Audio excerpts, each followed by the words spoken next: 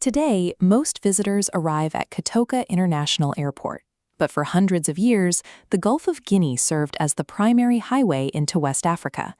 The shoreline right here in the Jamestown neighborhood of Accra acted as the literal and figurative front door to the Gold Coast for early global maritime transit. To guide arriving ships, the British erected this 92-foot red and white beacon. Built in the 1930s, it replaced an older 1871 structure to continue anchoring the harbor. Walk past the lighthouse today, and you'll find a casual, vibrant street life. Yet beneath that everyday rhythm lies a volatile history of clashing empires and liberation, hidden in plain sight. Mapping the physical street layout of Jamestown block by block allows us to trace how a heavily fortified colonial gateway transitioned into the capital of a free nation. The main roads here form an architectural cocktail. Because this stretch of coastline was a strategic entry point, rival European superpowers fiercely competed for real estate, bringing their own building styles to the tropics. This large rectangular stone building near the harbor is James Fort, established by the British in 1673.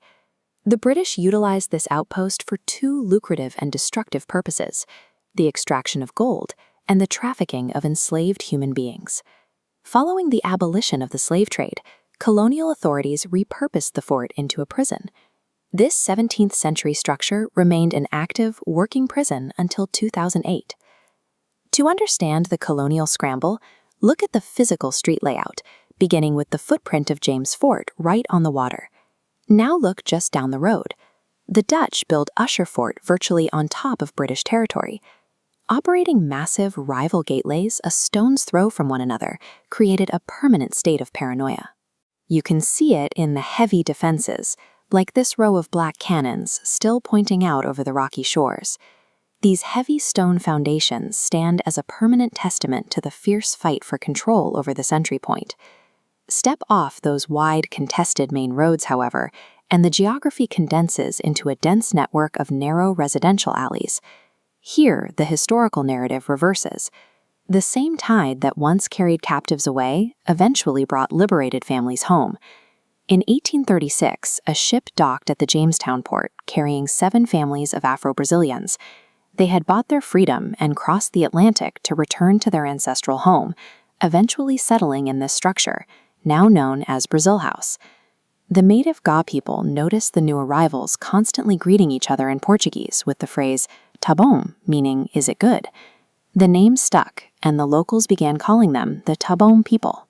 Working from within these narrow streets, the tá bom families altered across infrastructure, introducing modern tailoring, masonry, and irrigation techniques to the local economy. Moving off the streets and into the local interiors, the timeline shifts again. In 1922, J.K. Bruce Vanderplaye established the Deo Gratias photo studio. Inside, his family maintained an archive of over 50,000 photographs. This collection shifts the visual record away from the colonizers and returnees, placing the focus on the native population. The archive captured the unfiltered reality of the 1920s Gold Coast. You can see high society figures alongside the everyday density of street life, filled with pedestrians, cars, and buses. Most importantly, these archives captured the literal faces of the citizens and leaders who drove the country towards self-rule, like Kwame Nkrumah, who would lead the nation to independence in 1957.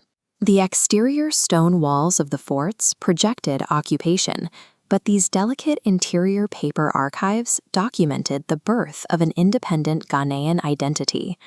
Pulling back to the physical edge of the city at Osikan Beach, you can trace the entire spatial journey, from the lighthouse, past the rival forts, through the Tabam alleys, and out of the photo studio.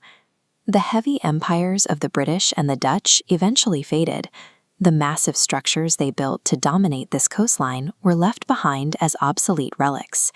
Meanwhile, the native Ga people remained. Today, the heartbeat of this coast is found in traditions like the preparation of Ga Kenkey, a fermented corn dough that takes days to perfect. European architecture formed the heavy, scarred foundation of Jamestown, but while those forts became monuments to a collapsed era, the persistent living culture of the Ga people remains the active soul of the coast.